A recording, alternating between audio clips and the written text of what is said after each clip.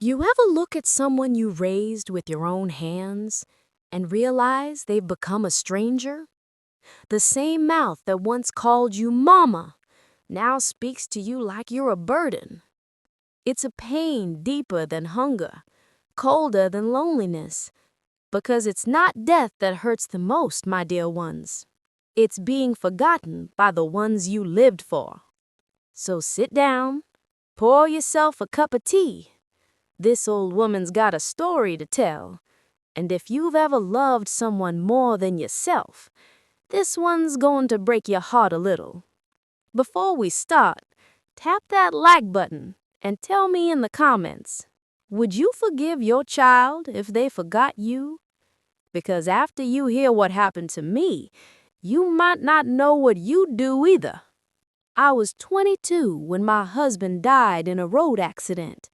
No insurance, no savings, just me, a tiny house, and a baby girl barely 2 months old. I named her Grace because that's what she was, a blessing in the middle of my storm. We lived in a small town, one grocery store, one church, and one street light that flickered all night like it couldn't decide whether to die or not. I worked anywhere I could, cleaning houses, washing dishes, sewing buttons. Sometimes I'd walk to the next town over just to scrub floors for $1. I didn't care how tired I'd got, as long as Grace had milk, shoes, and a smile.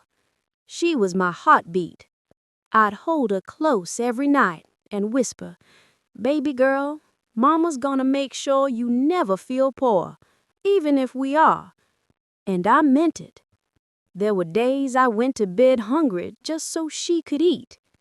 I'd sew old rags into dresses, make soup from bones the butcher threw out. And still, she'd hug me and say, "Mama, you're the best cook in the world." Lord, if only love could fill a stomach. Grace grew fast. She was sharp, top of her class, loved books, had dreams bigger than the sky. And I pushed her toward them with everything I had. Every dollar I earned, every hour I worked went into her school fees. When other mothers bought new clothes, I bought textbooks. When others rested, I stayed up stitching people's curtains under candlelight. But I didn't mind, because every time Grace smiled, it felt like the sun came through my cracked roof. When she turned 16, she said, "Mama, one day I'll buy you a big house with real floors and no leaks." I laughed and said, "I don't need all that, baby. Just don't forget your mama when you get there."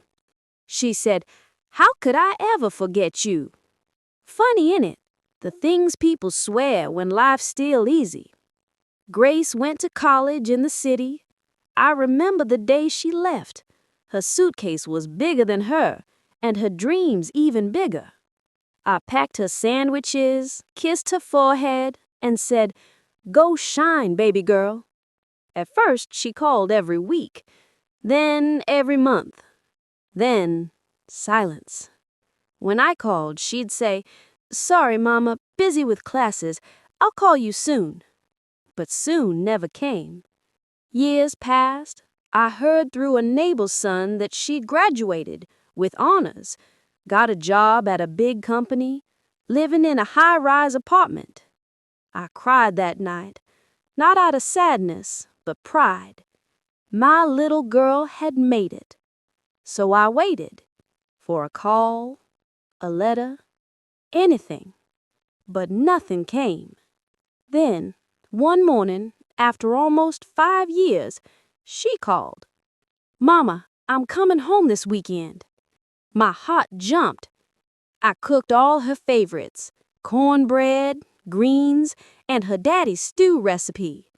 I cleaned the house twice, even borrowed a neighbor's tablecloth.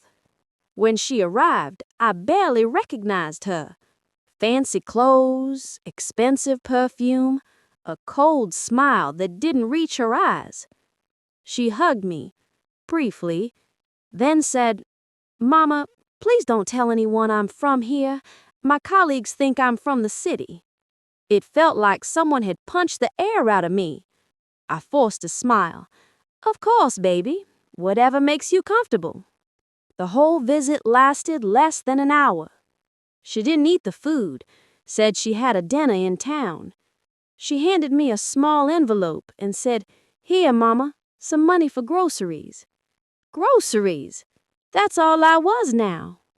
After she left, I opened it. It was a crisp $100 bill and a note. "I'll try to visit again soon." She didn't. 2 years later, I got sick. Couldn't work anymore. The neighbors helped when they could. A bowl of soup, a blanket. One day, I got a call. Not from Grace, from a stranger. "Ma'am, this is City Hospital. Your daughter listed you as her emergency contact." My heart nearly stopped. I borrowed money for the bus and went straight there. When I walked in, Grace was sitting on a hospital bed, thin, pale, crying. She looked at me like a child again.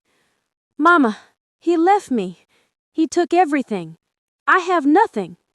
The he was her husband, the man she'd left everything for. He'd drained her accounts and disappeared.